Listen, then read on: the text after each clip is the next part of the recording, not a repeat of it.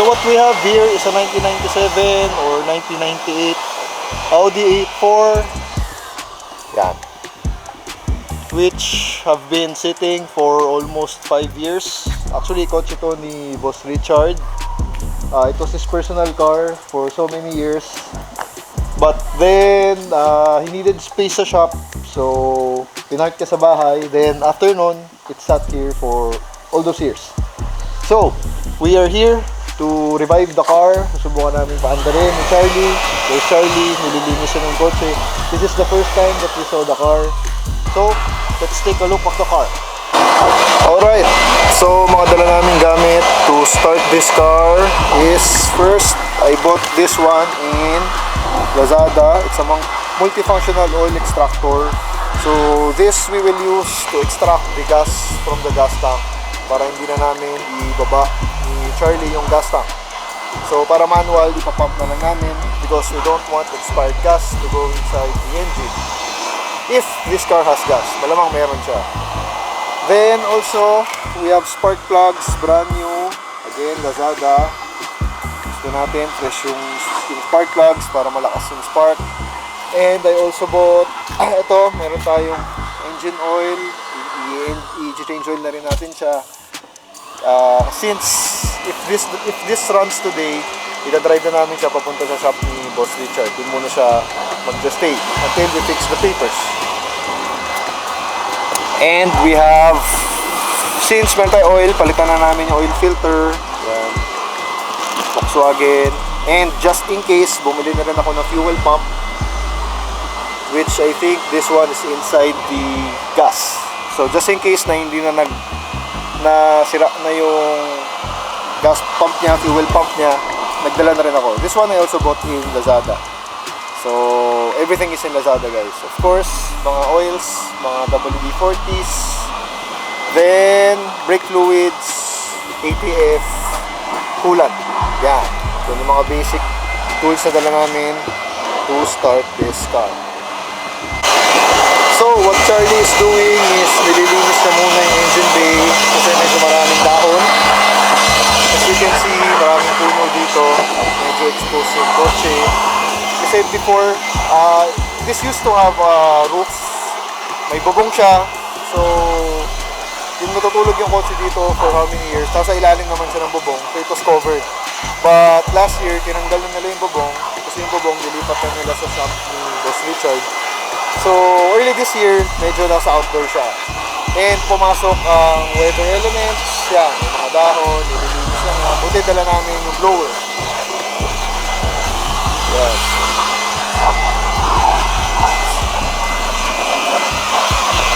Yan, medyo maraming dahon. Hindi naman ko na madumi. So, this is the body. Naka-aftermarket trims na siya. Na 18s. It's 18s. 225, 40 series. Michelin. Naka-Michelin pa, so branded. But medyo may lamat na. Yan. Been sitting for how many years? Yan, nagkakalamat na. Hopefully, may air pa siya. But if wala, meron din naman akong dalang air pump. So, just to be sure. Naka-disc brakes. Pakiharap. Yan. The body is in good condition. Wala namang rust. Tapos, naka-aftermarket Miltech tips, muffler tips. Ayan. So the body is in good condition. Emblem A4 S-Line. So this is the turbo variant. Since nasa bubong na siya most of the time, nakapark dito, medyo na-preserve nila yung body. So wala namang rust whatsoever. So, a walk around of the car. And sunroof, with sunroof. So, this is the engine. 1.8 liter turbo. Ito pa rin ang isang binili namin is the radiator cap from Lazada. Bought this one from Lazada. Everything is in Lazada.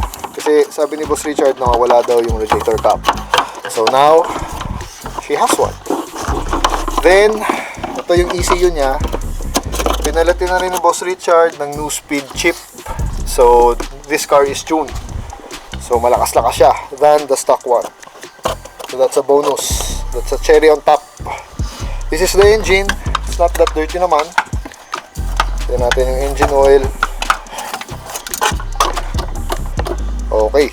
Medyo madumi. Parang diesel. Tama lang na change oil na natin siya ngayon.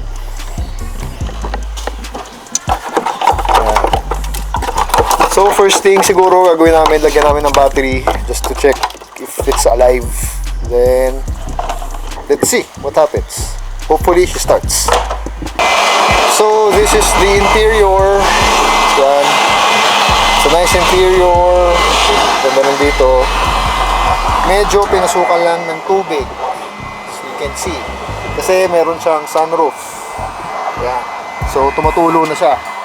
Since nawala na yung bubong, pumasok na yung tubig, it's been raining crazy in the past month. So, here's the inside. Yeah. Very 90s. This is what I love about the 90s. You know, the best cars talaga, 80s era, 90s era. Ano, labas yung mga knobs, simple. Then the steering wheel with the Audi logo. Very nice, firm. And what I love about this is the see yan. SD gauge, red needles. So simple lang siya. May voltmeter, battery voltmeter, then the temperature, then digital. Let's see mamaya paglagay ng battery if it works, no? So here is the inside. Protected naman yung inside. Hindi naman siya torn out. This one can be fixed. The seats are in good condition. Kahit na may konting lukot, that can be fixed. But again, the water pumasok sa loob. So, aalisin na namin ni Charlie yan. Then, naka-aftermarket na sound system. Pioneer. Yan. Here is the inside. And the rear seats. The seats are in good condition. Konting linis lang yan. Yan. Mukhang maluwag naman. Kasya tatlo. Alright. Can't wait to start her up, to put the battery in, and let's see what happens. Ito rin take note of the trunk. It's a huge trunk space. Malalim siya. I don't know if you guys can see. Then, ang nakakatawa, meron siyang stock na CD changer. How 90s can you get? I don't know if it's working. Mamaya, let's see. So, naka-jack stand na siya. Charlie is preparing to drain the oil para papalitan na namin ng oil. Then maybe change the oil filter, tapos and the battery. Yan. So nagagamit na yung dala namin jack. So may drain siya. Look kung gano'ng kadami yung tubig na naipon sa loob. Buti may drain. As you can see. Yan. And it's dripping. Ito yung extractor namin.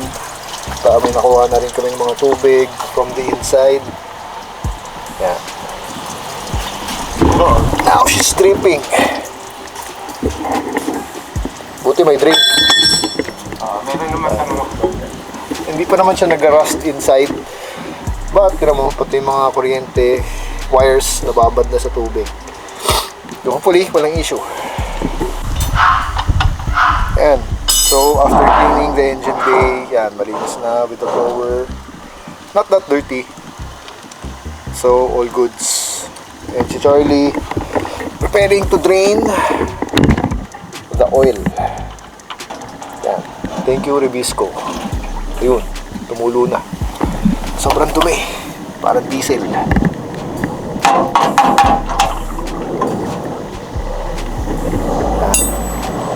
Alright. Alright, catastrophe. Mali ang nabili kong oil filter. Actual, normal lang. Aftermarket na naman to.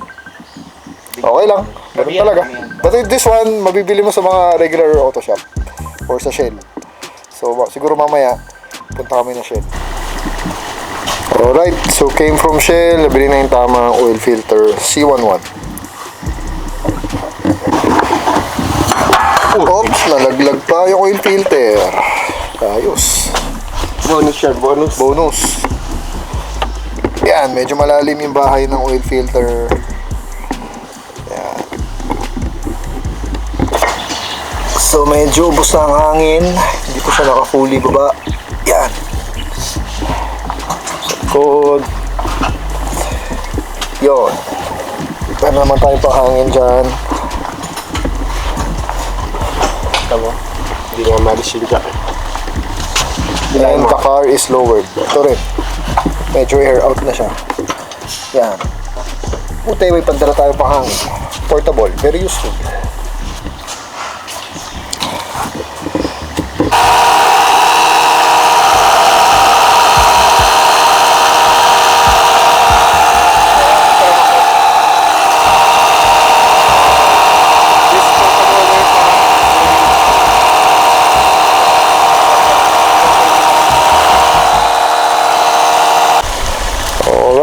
So, in with the new oil.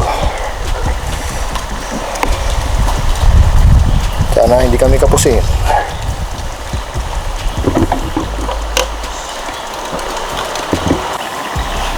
Yun, so nalagyan na ng hangin, all tires. 27 lang, just enough para umabot sa gas station. If it runs. I'm sure it will run. Yan, so the air is holding. Sana walang singaw. We are about to put the spark plugs. Langis nalagay na. And the radiator. Tubig.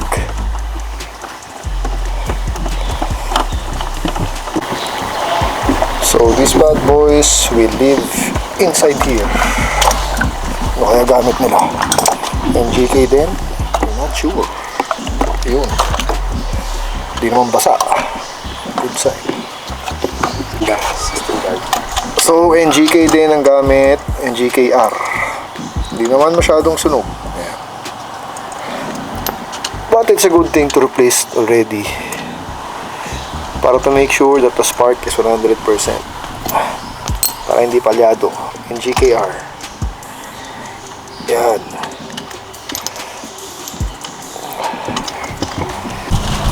Number 4 in.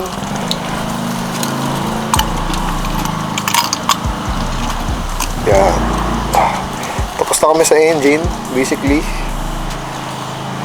Mga langis-langis na lang, ATF, brake fluid. Then, huhook na yung battery. Let's see what happens. It's the key. We are about to start her. Huhook na yung battery. Ignition muna. Check natin yung electricals. Alright. Positive in. And then, kung may reaction, medyo malutong na. Check yung tuwa pa. Ayusin muna. Tapos na kami dito. Battery naman. Yun. Alright, negative in. May kuryente. Ha? Oh, tumulog na. Alright. Tingnan natin if something's happening. Okay, may signal light. Naka-hazard.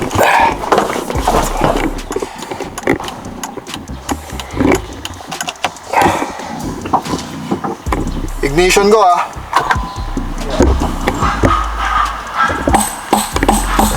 Tingnan natin. Ignition. Oh, yeah. Oil flashing, temperature flashing.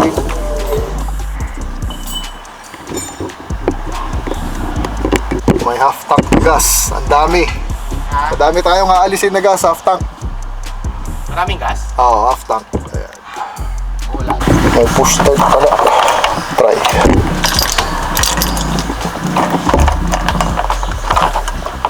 Wala, hindi ma-press. Ano mo na lang siguro. Push the air blue. May push start kasi. So, pinifigure out kung paano. Kaya nakamay. Eto. So, na-figure out na namin. Wait lang. Alright. So, fire. Come on.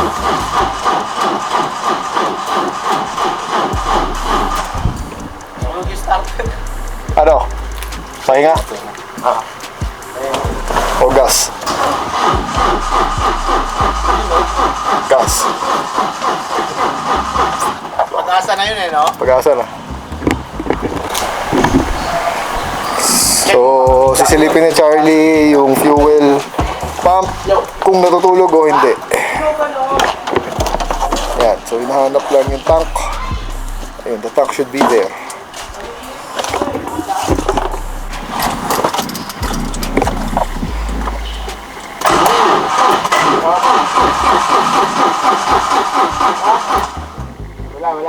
Wala, tulog. Okay. So, tulog yung yung fuel pump. Buti na lang may binili. Sana tama ang pyesa. Alright. Ayan. So, Charlie is checking up on the fuel pump. Dahil hindi siya tumutunog. So, no fuel is coming in the engine. So, lalagay namin yung binili namin. Hopefully, the part is the same. If not, subukan namin paandarin yung luma. Alright. Alright. So, tama yung part. This is the Shopee one. This is the original. Almost 30 years. So, this is failing or it's not working anymore. Kaya hindi tumutuloy yung makina. And the smell of the expired gas is really bad. Nawawa naman si Charlie. Yan, so we're addressing the issue. We will swap out the parts and hopefully she starts. And sira rin yung float. So yung gauge sa dash sa gauge is not working anymore. So it's probably stuck somewhere. So I need to buy this one. Hopefully meron din sa Shopee. Let's see. Yan, nakakatuwa lang. Pag tama yung nabili mong pyesa online, hindi ka sigurado, mura lang. This one only 2.5. Yan, pareho. But we need to buy the float. Sana meron din. Yan. Mura lang naman. Sa ipiritsa, no? Tingin ka. Alright. So, here is the issue. Yung wiring nito, kailangan gawa ng paraan, Charlie. He needs to rewire it para papunta rito sa bago. The power source. And yung mga hose, and bali na. You can see. There. So, hopefully, magawa ng paraan. This one, papunta rito. Ayan. So, iti-drain na ni Charlie yung old gas from there to here para matanggal na expired using this device. How convenient kaysa magpaklas ka ng tank. And hopefully it works. Again, Lazada.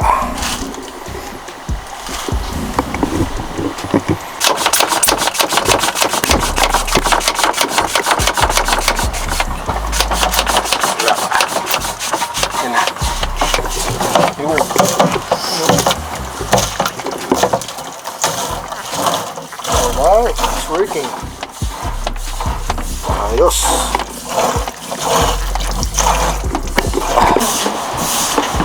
Marami-rami na yung nakuhang gas na panis, na puno ang lalagyanan. Partida, may tapon pa. Manual process, masakit sa likod. Salita na kami. Yan, dami. Milk tea. Kulay milk tea. 5-year-old gas.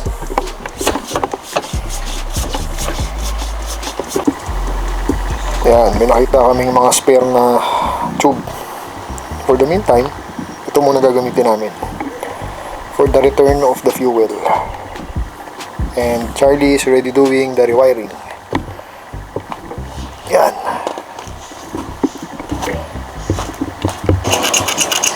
Yan na, so nakabit na yung hose.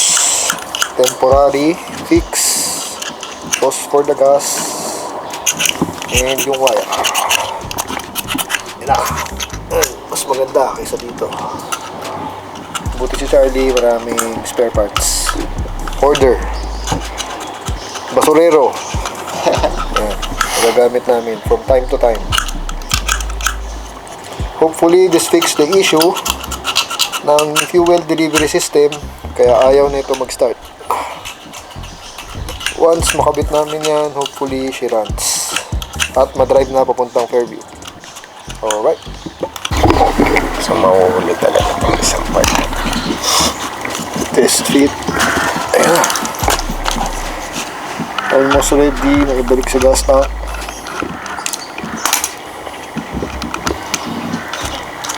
Temporary fix.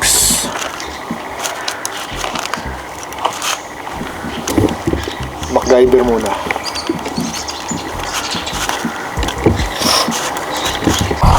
Nakabili na rin ng gas V-Power for this baby. Yan. Kunti lang. Ayan. Lalagay na yung bagong fuel pump sa kanyang bahay. Nice work. Para hindi masayang yung punta.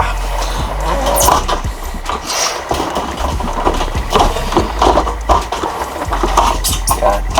To give you a better view of what's happening. Uses plastic tank nga pala. Okay na rin yun para hindi rusty masyado.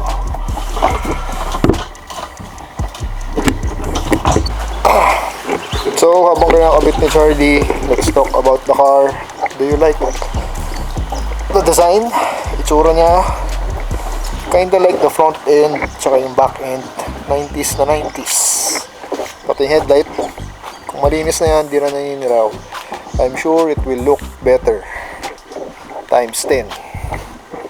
Yan. I like the badging. Yan. Gwapo naman, kahit paano. And yung rear end, gusto ko rin medyo curvy na ng konti. Not a fan of the mugs, pero nakuha na raw ni Boss Richard ng ganyan. 18s, parang BBS copy ata, not sure if original or not. But she's sitting on Michelin's, gandang brand. 2010 production, so it's a 13-year-old tire. This one. Yan. 2010. I'm loving the space trunk. Sobrang laki ng trunk niya. Nakakatuwa. Yan. This is what I like about this Audi A4. Ang laki ng trunk space. Pumasok na si Charlie. Yan. Kasya bangkay. Pwede ka maglagay ng bangkay dyan. Pinapasok pa rin niya yung fuel pump dun sa bracket to lock the device. After malak yung device, malalagay niya na yung cap.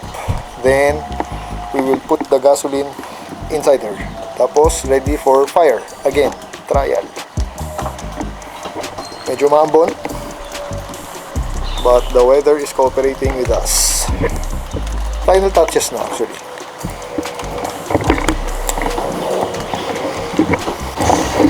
So, ayaw pumasok sa bracket ng yung bago. Subukan namin gamitin yung lumang bahay. Baka doon mag-lock sa gas tank. This is the new motor. Nilipat from there to here. This is the old one.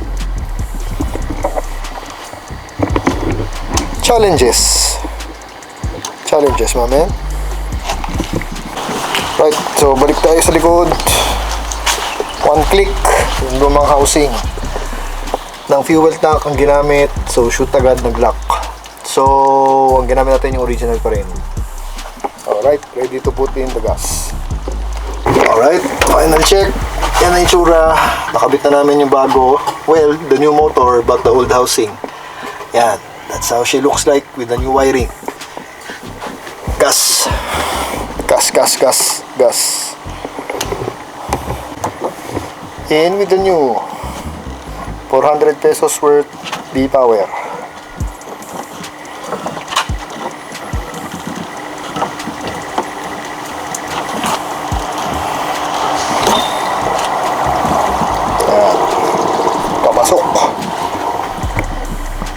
Wala nang tumatagal.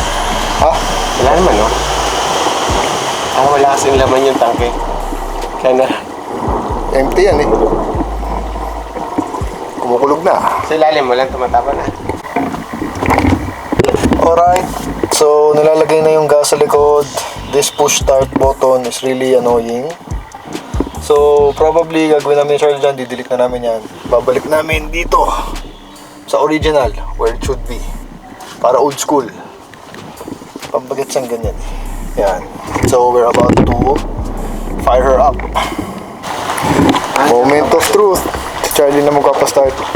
I'll bring you guys to the engine para makita natin yung ikot. Here we go. Let's go!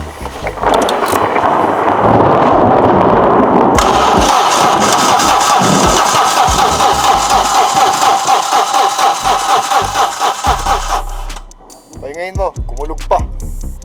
Sakto pa yung kulog. Prime mo lang, prime.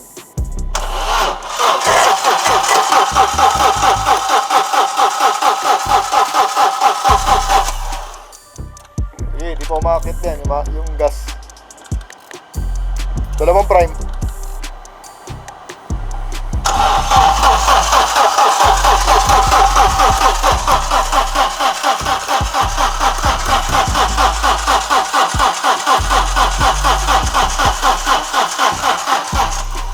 Pahingayin mo. So, checkin lang namin yung pump kung umaabot yung fuel dito sa engine. Kasi yung hose na ginamit namin is medyo matigas. So, possible na naipit siya kaya walang pumapasok na gas. So, pag umaabot yung gas dito, dire-diretso lang. Yan yun, gas line yan. Ayan, tuyong-tuyo. Tuyong-tuyo siya, so hindi umaabot yung gas. Subukan. Subukan natin ulit. Umulan na.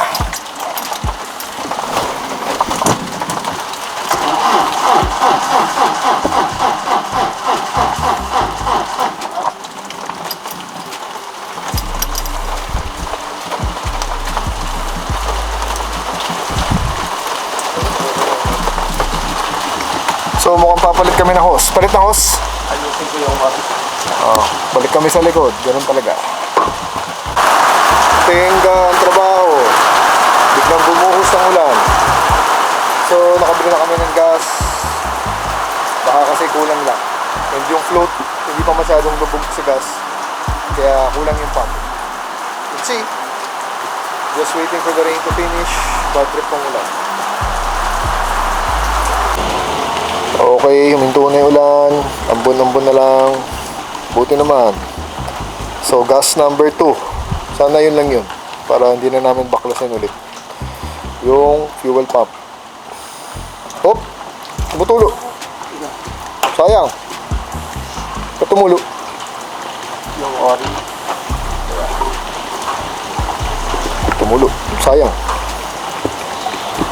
Okay.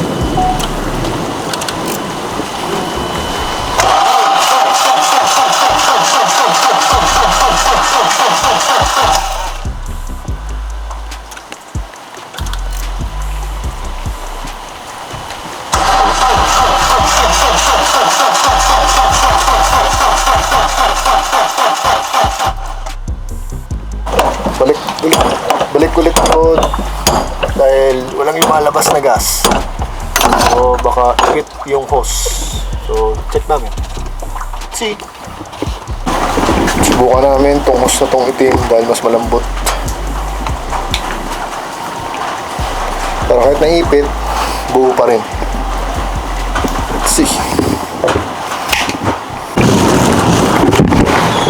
Final touches na sa fuel pump. Bagong tube na. So, rewiring again na konti. Salpak. Then, hopefully, it solves the issue. Para yung gasolina, pumunta sa makina. We got here 10:30 a.m. Now it's 4 p.m. So, we're losing light. Yan. Medyo dumidilim na. But, feel namin na andar na siya once maayos namin yung fuel issue. Wish us luck.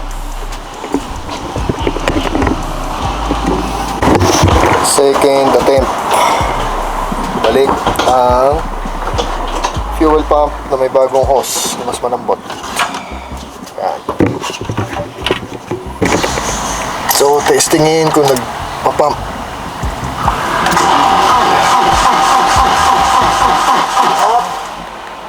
Ano? Perfect. Meron? Nagpa-pump? Oo. Okay.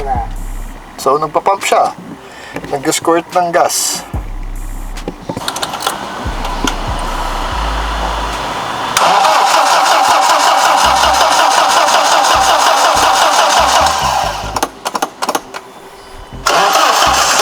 Oy! Oh, shit!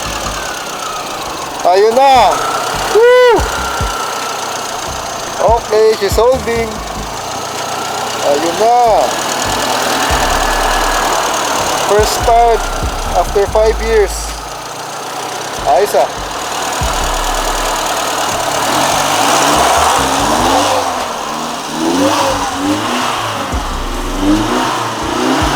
Ba?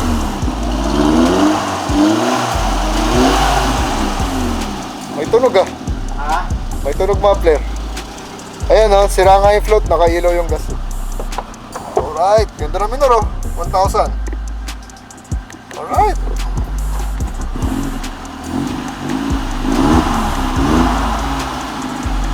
Malakas yung volt. Sira lang yung gas gauge. Kasi putol nga yung float. So, it's something that we should fix. Tignan natin kung may blower. Yeah. Oh, Brad. Oh, Saan mo na? bakit?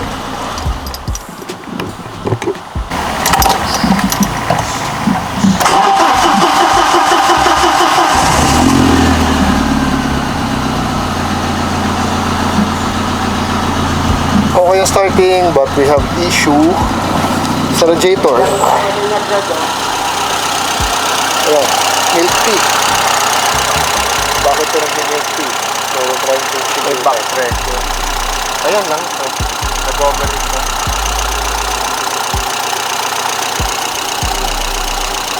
Overheat to, Brad. Delikado to. So, we have a very big problem. May ano, tingnan mo, mararamdaman mo sinabi mo, magbabago Milk ng tea. oil. So, mukhang naghahalo ang langis. Magbabago ng oil. Dapat hindi ganun. Ginawang head. So, mukhang kailangan buksan ng head.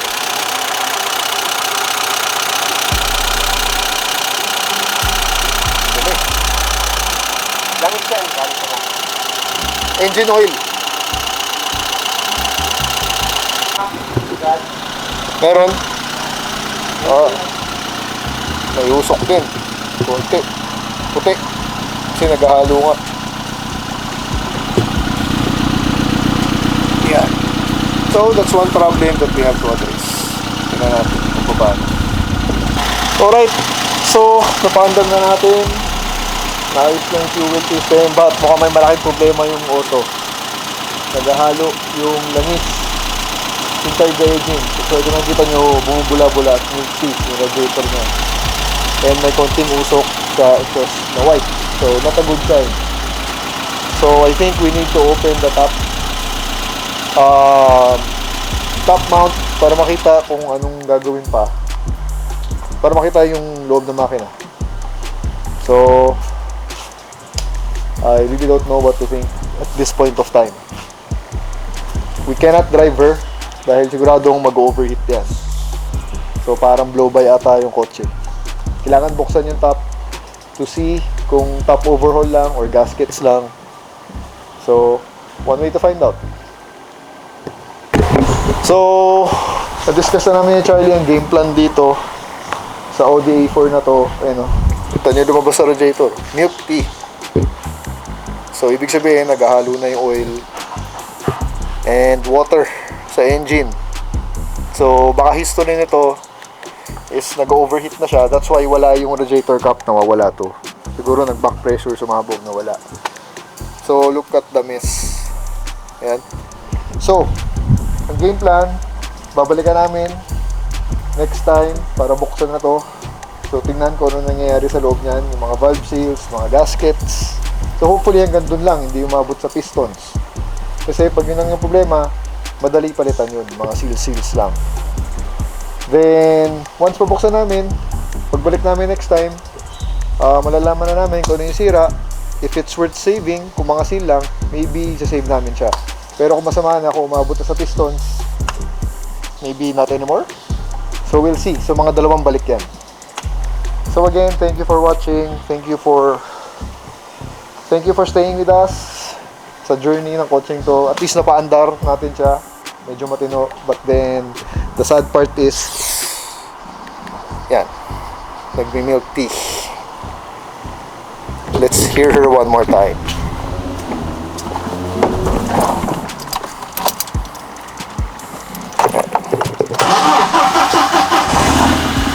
Nag-start naman siya agad. Maganda minor. May ticking sound na ba? Wala pa? Okay pa, hindi pa wala pa knocking sound, wala pa. Ano? Tapit. Paanda rin na. Matagal din yung hanggang. Oo nga. Ganda naman. Alam mo, baka mga seals lang sana. Ano, pag seals lang kaya? Pag seals lang. Mga seal lang kaya natin. Hindi ano mo yan. Tataripis natin ng konti. Alright. Thank you. Rack it up, I gotta build up the bank to make me a safe house. Shake it up, she got her hands on her knees and she bringing the cake out. Smoke it up, I got some gas.